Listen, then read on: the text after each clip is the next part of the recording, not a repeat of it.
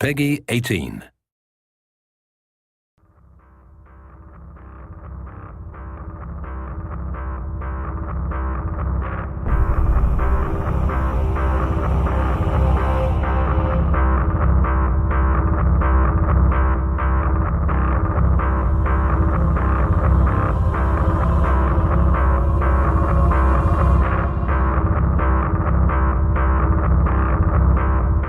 We really wanted something unique and a real incentive, and we thought it would be really nice to have a taste of the Hitman fantasy.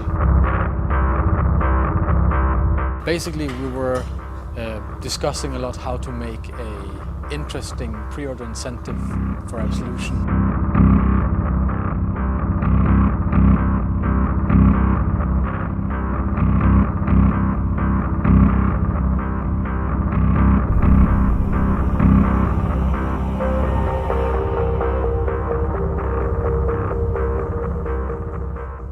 We had all kinds of ideas about what we could do with levels or characters or weapons, and then there was this, we had like an old design of like a sniper challenge map.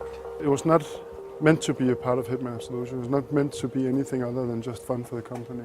And it was actually so fun that the rest of the house started playing it, without really being prompted to do so, and that told us we had something that was a little bit out of the ordinary. And we figured at some point that this might actually be a map that we can use for the game. We knew that the fun factor was quite high, so we just needed to look into how do we implement this into being in the Hitman fantasy.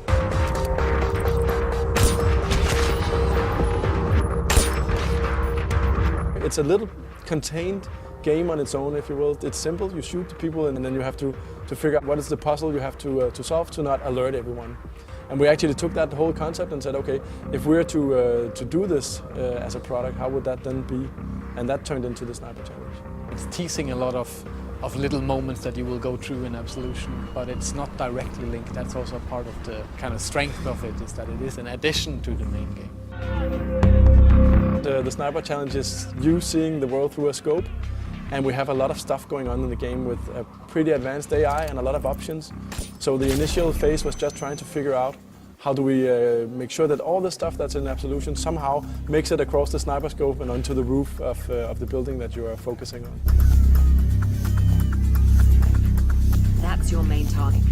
On the Sniper Challenge, we wanted to create a skyscraper where a weapons dealer was hosting his annual release party for his shareholders. And Agent 47 has the task to actually go in and take this weapons dealer out. And to do this, we had to create a gameplay field where the player could explore different possibilities of fanciful kills and not getting discovered at the same time. We really wanted to give the player to stay in the fantasy that they remember from the Hitman Blood Money.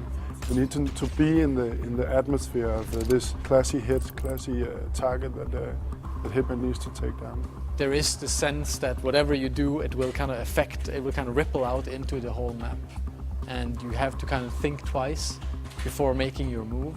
One of the moments I like best in the Sniper Challenge is actually something that came in fairly late, which is the elevator challenge we did, where you can distract the guard and then shoot a fuse box. And then if you're fast, you shoot them into the elevator shaft and then the elevator doors close. And I think it's a beautiful way with game mechanics to sum up the kind of the refinery of being a really, really cool assassin. You're shooting a guy, but you're also both distracting him and disposing of him at the same time. One of the things that is a really interesting challenge for us is to put as many characters as possible for the player to discover. And it's not just the main cast. We have this ninja that kind of looks like he's about to commit suicide, and you're kind of like helping him a bit in the way.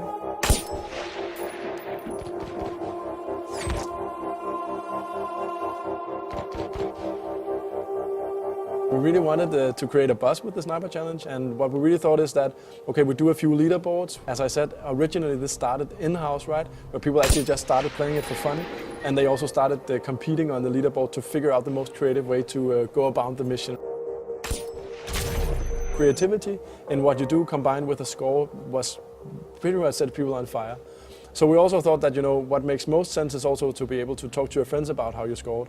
So that's why we came up with the concept of just, you know, separating a few different leaderboards. Personally, I would never figure on the worldwide leaderboard, but I do know how I would fare against my friends, right? And it's in that way it's much more fun to compete with people you know. There's all these little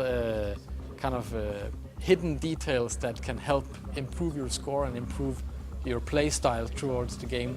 That some of it we're kind of hinting at, and other things we are keeping secret for players to find out by themselves.